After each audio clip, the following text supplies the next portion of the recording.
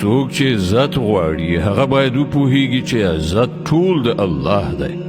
د هغه حضور ته چې څه شی پاس ورخیږي هغه صرف سپېڅلې وینا ده او ښه عمل هغه وینا پورته خیژوي. پاتې شول هغه کسان چې په ناوړو کړنلارو لاس پورې کوي د هغو لپاره سخت عذاب دی او د هغو مکر په خپله له منځه تلونکی دی. الله تاسې له خاورې نه پیدا کړی، بیا له نطفې نه، بیا یې ستاسې جوړې پیدا کړې، یعنې نر او ښځه. هیڅ ښځه نه حامله کیږي او نه ماشوم زیږوي مګر دا هر څه د الله په علم کې دي.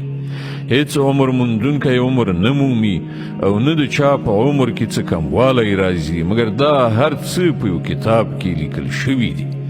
د الله لپاره دا ډیر آسان کار دی.